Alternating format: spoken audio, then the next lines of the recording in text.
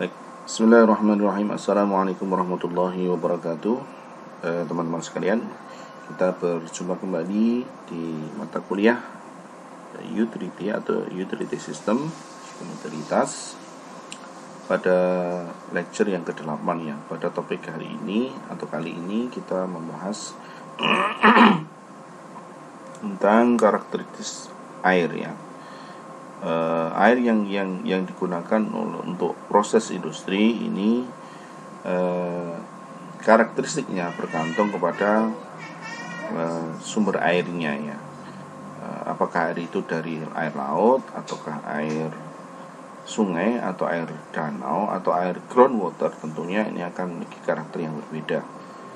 Karakter ini yang berbeda-beda ini kemudian implikasinya adalah perbedaan treatment ya, perbedaan treatment. Maksudnya bagaimana?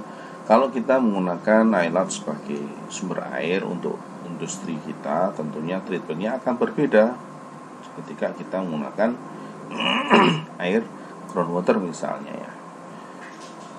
Jadi teknik-teknik atau teknologi pengolahan air yang sudah kita bahas pada pertemuan sebelumnya itu adalah general, banyak hal, tapi ketika kita menerapkannya tentunya kita harus melihat ya, air bakunya dari mana gitu. Kemudian kita memilah dan memilih teknologi yang sesuai ya untuk diterapkan. Baik, kita akan lanjut dulu ya. Oh ya, nanti juga kita akan bahas berbagai penggunaannya air ya, selain dari sumber airnya, kemudian di industri untuk apa saja mainly ya.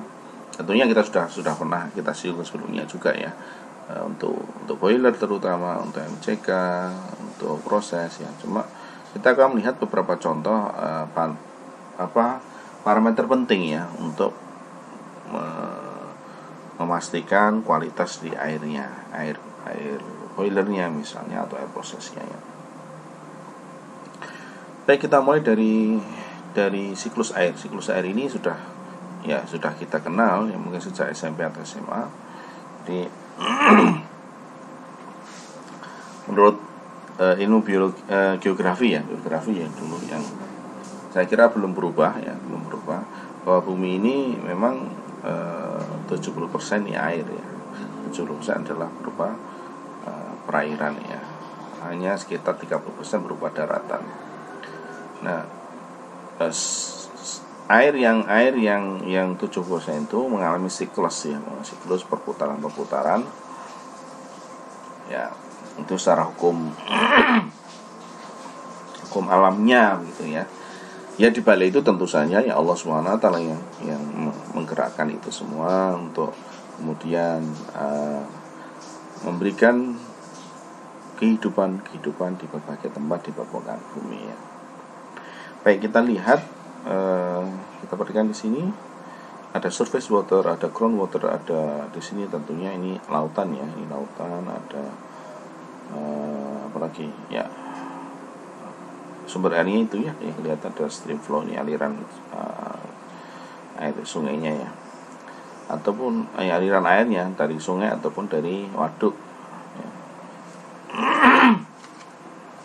Jadi air-air yang di permukaan ini karena adanya radiasi energi dari matahari maka akan mengalami proses penguapan ya. Paling mudah ya air laut yang mengalami evaporasi, penguapan airnya saja, garamnya tidak ya. Kemudian ada proses transpirasi itu berarti pernafasan ya, jadi perlepasan uap air dari pepohonan. Kalau evapotranspirasi ya ini kombinasi antara evaporasi dan transpirasi. Di proses penguapan air dari permukaan bumi ya. Proses-proses ini kemudian penguapan air ini nanti akan kemudian berkumpul ya, kemudian bergerak tiup angin, nanti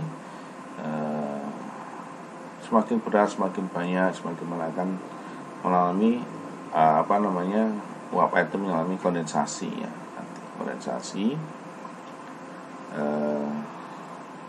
Nanti proses kondensasi berlanjut dengan presipitasi atau yang kita kenal hujan ya. Ya tergantung, kalau kita ya tergantung geografisnya, kemudian apakah di Asia, di Eropa, atau di mana tempat ya. Mungkin ada yang air saja, ada yang bentuk salju, beragam ya. Nah kemudian air itu, hasil presipitasi itu kemudian akan terdistribusi ya. Ada yang balik lagi ke laut, ada yang lagi ke surface water, ada yang kembali ke sungai, ada yang ke tanah juga ya, ke saluran-saluran irigasi, ada yang terserap masuk ke dalam bumi. Nah, kalau sudah masuk ke dalam bumi, maka akan tersaring ya, ada proses penyaringan oleh permukaan bumi, ngumpul-ngumpul airnya itu, kumpul, akumulasi sehingga terbentuk groundwater ya. Nah, yang terkait dengan apa namanya proses industri, tentunya di sini adalah sumber airnya. Di sini sumber air untuk industri ya, kalau di sini kelihatannya yang signifikan ada 3 ya. Yang utama adalah lautan ya. Ini yang paling banyak, yang paling melimpah sumber airnya ya, air laut. Cuma tinggal sekarang pabriknya itu posisinya di mana gitu, dekat nggak dengan laut misalnya, atau juga bisa menggunakan surface water, air sungai ya, air danau itu, walaupun tidak sebanyak di lautannya. Dan juga yang 3 adalah groundwater. Groundwater ini unik ya, karena dia sudah air yang di dalam tanah yang sudah mengalami proses-proses, sebenarnya kayak proses filtrasi sudah terjadi di situ ya. Kita tinggal memilih ya, mau pakai yang mana ya. Tentunya karakteristiknya beda, nanti akan kita lihat ya. Kalau kemudian jauh dari lautan, jauh dari sungai, ya opsinya adalah groundwater ya. Atau mungkin air sungainya sudah tidak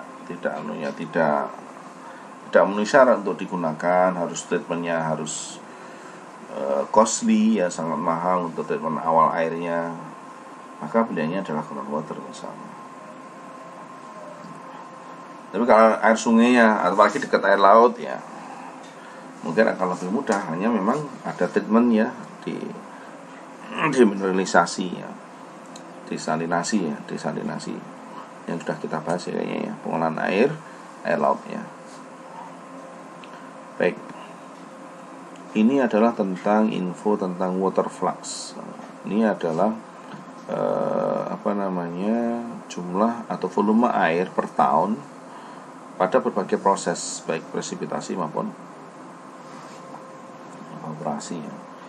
Maksudnya bagaimana tuh ini? Ini proses penguapannya ya, penguapan dari land, dari land ini maksudnya ya daratan ya. Evaporasinya ada evaporasi dari lautan atau dari permukaan air ya. Itu. Yang satu lagi ada proses presipitasi. Jadi ini kayak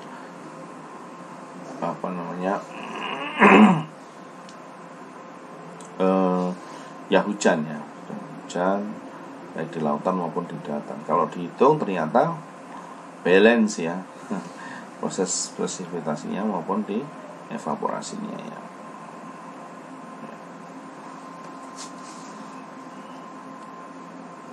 Kemudian tapi di buminya ya. Kita lihat. Kemudian kita lihat ini reservoirnya ya, cadangan airnya ya memang bumi itu memang tadi sudah kita singgung di awal, memang 70%-an lebih kurang adalah air ya, air. Tetapi dari yang air 70% itu, yang paling banyak adalah air itu pun ada beberapa referensi ya, 95%, tapi di referensi yang saya pakai ini dia menyebut 97% malah ya. Yang katakan 95-97% itu ya disuplai oleh air laut ya. Air laut. Baru nanti yang sisanya itu katakan 3-5% itu dari lain, dari groundwater, ada macam-macam di sini ya. Ada sungai kecil sekali ya. Danau juga kecil. Nah, yang agak besarnya adalah masa es dan juga bawah tanah, air bawah tanah.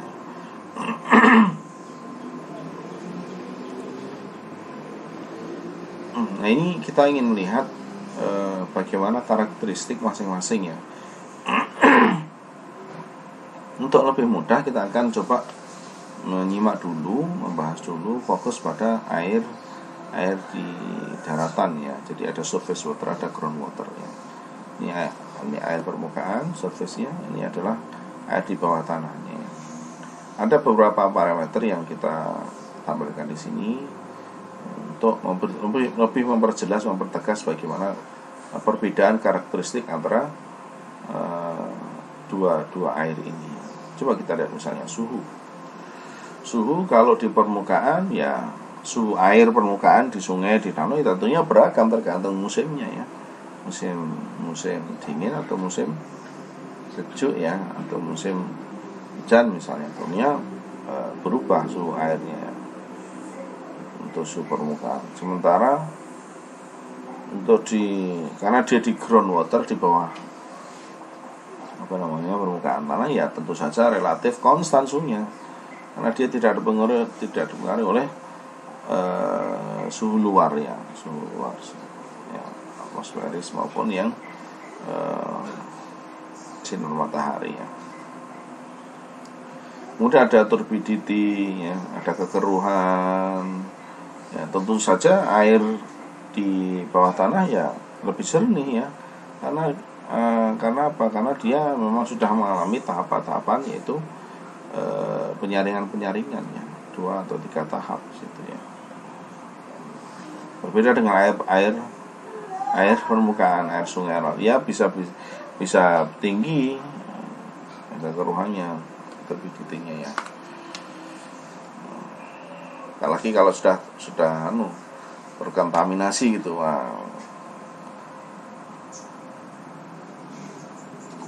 Kemudian juga